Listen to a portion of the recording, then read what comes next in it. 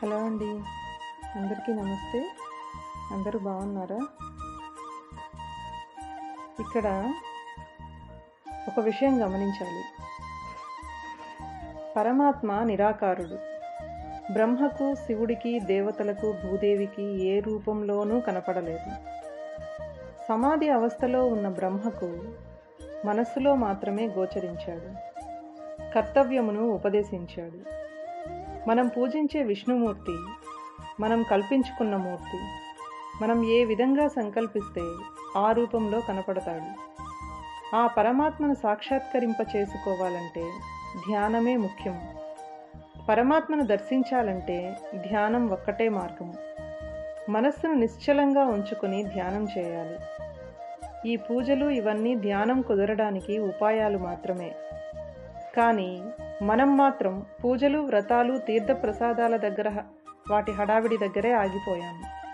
ధ్యానం సంగతి మరచిపోయాము. పరమాత్మ శ్రీకృష్ణునిగా అవతరించడానికి మూల కారణం ఈ విధంగా పరిణమించింది. ఇక భూలోకంలో ఏం జరుగుతూ ఉందో తెలుసుకుందాం. ద్వాపర యుగంలో సూరసేనుడు అనే యాదవరాజు మధురా నగరమును రాజధానిగా చేసుకొని మాధురము, సూరసేనము అనే రాజ్యాలను పరిపాలిస్తూ ఉన్నాడు. మధురా నగరము యాదవరాజులకు రాజధానిగా ప్రసిద్ధి చెందింది. దేవకి వసుదేవుల వివాహము మధురా నగరంలో వైభవంగా జరిగింది.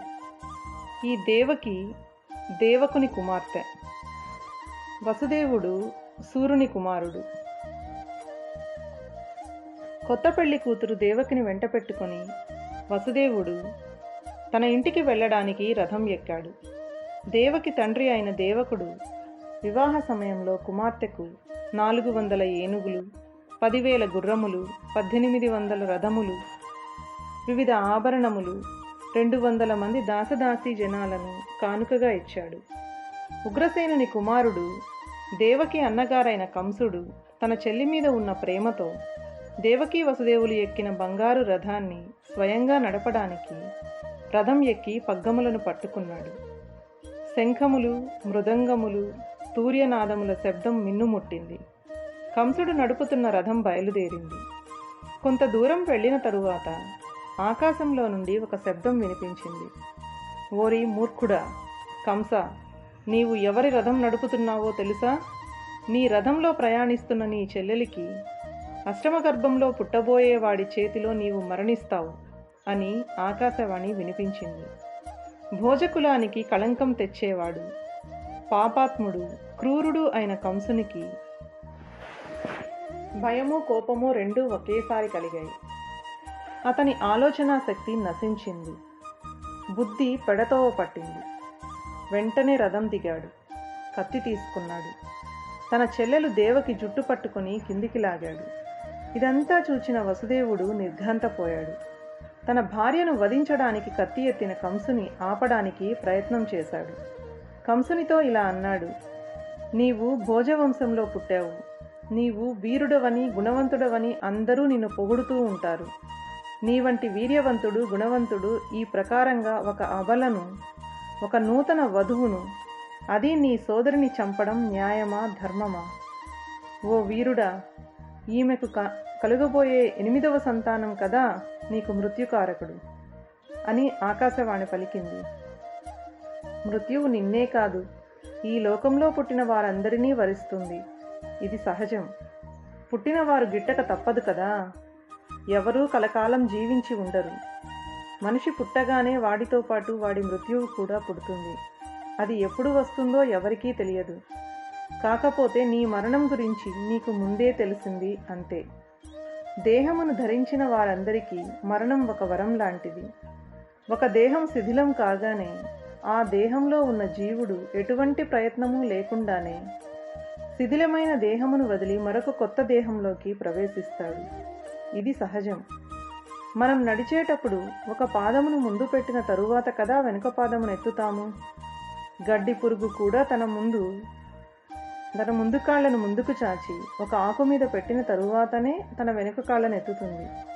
అలాగే జీవుడు కూడా తాను ధరించబోయే దేహమును ముందుగానే ఎంచుకున్న తరువాతనే అంతకుముందు దేహమును విడిచిపెడతాడు. నూతన దేహంలోకి ప్రవేశిస్తాడు. ఓ కంసరాజా, మానవుడు ఈ లోకంలో ప్రాపంచిక సంబంధమైన కోరికలను కోరుకుంటూ ఉంటాడు. వాటి గురించి వింటూ ఉంటాడు. ఆ కోరికల యందే తన మనస్సును లగ్నం చేస్తాడు. ఆ కోరికలు తీరడానికి సకల ప్రయత్నాలు చేస్తాడు. ఆ కోరికల తాలూకు జ్ఞాపకాలను తలుచుకుంటూ తాను నిద్రపోయినప్పుడు కూడా, అవయవములు పనిచేయనప్పుడు కూడా వాటి గురించే కలలు కంటూ ఉంటాడు. ఈ దేహమును విడిచిపెట్టేటప్పుడు కూడా ఆ తీరని కోరికలను తలుచుకుంటూ ఈ దేహాన్ని విడిచిపెడతాడు. మరు జన్మలో కూడా ఈ కోరికలను తీర్చుకోవడానికి అనువైన శరీరాన్ని పొందడం కోసం నానా అవస్థలు పడతాడు. తుదకు తన కోరికలను తీర్చుకోవడానికి అనువైన దేహాన్ని పొంది ఆ దేహంలో ఉన్నప్పుడు తానే ఆ కోరికలను తీర్చుకుంటున్నట్లు అహంకరిస్తాడు. ఈ కారణంగానే జనన మరణాలు సంభవిస్తూ ఉంటాయి. ఓ కంసరాజేంద్ర, సూర్యుడు, చంద్రుడు ఆకాశంలో వెలుగుతూ ఉంటారు. వారి ప్రతిబింబములు భూమి మీద ఉన్న జలాశయములలో పడుతూ ఉంటాయి. ఆ జలాశయములలో ఉన్న నీరు కదిలినప్పుడు సూర్యచంద్రుల ప్రతిబింబములు కూడా కదిలినట్లు కనిపిస్తాయి. కానీ నిజానికి సూర్యుడు, చంద్రుడు ఆకాశంలో స్థిరంగా నిశ్చలంగానే ఉంటారు.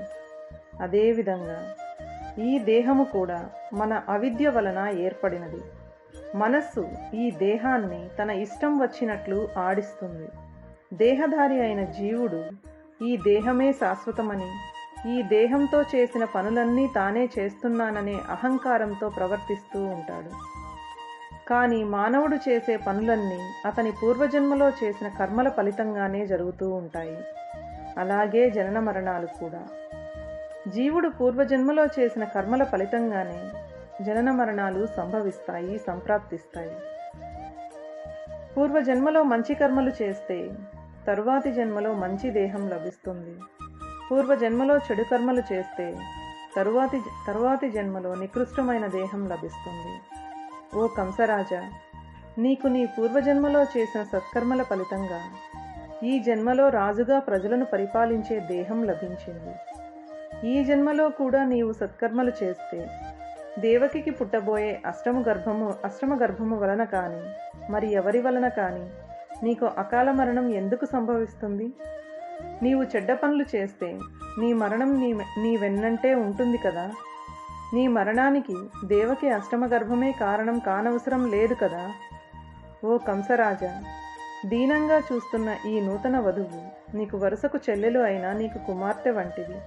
కాబట్టి ఈమెను సంహరించడం నీ వంటి వీరునకు, గుణశీలునకు తగదు అని వసుదేవుడు కంసుడిని ఎంతగానో వేడుకొన్నాడు. ఈ కంసుడు మహాక్రూరుడు, రాక్షస అంశలో జన్మించినవాడు. అతడు ఎప్పుడూ దుష్టులైన రాక్షసుల మార్గమునే అనుసరిస్తాడు. అలాంటి వారితోనే స్నేహం చేస్తాడు.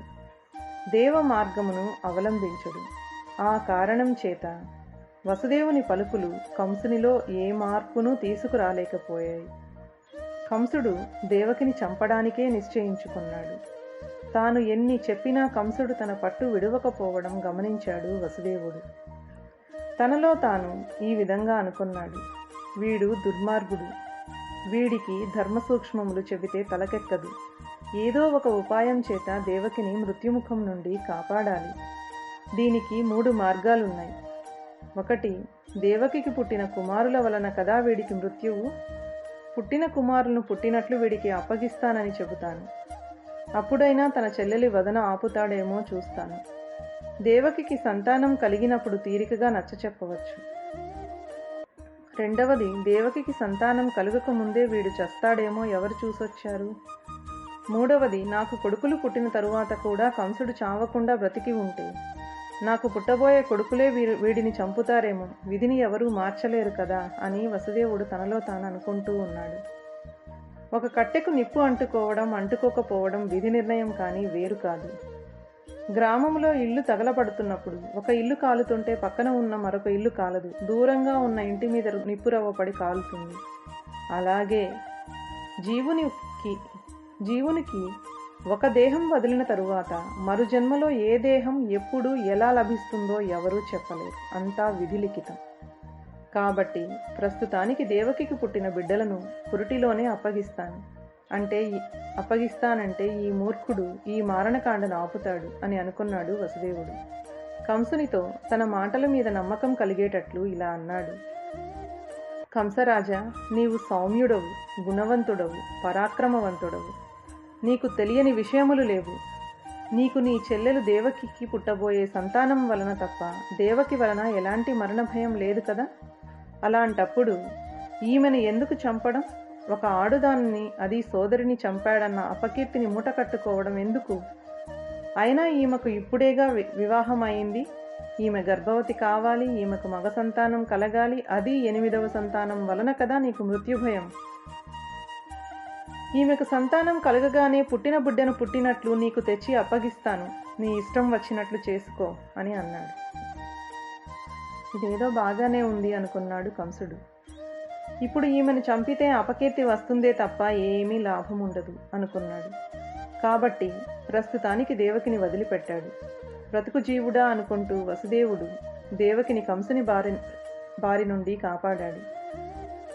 తన ఇంటికి పెళ్లికూతురుతో సహా క్షేమంగా చేరుకున్నాడు వసుదేవుడు.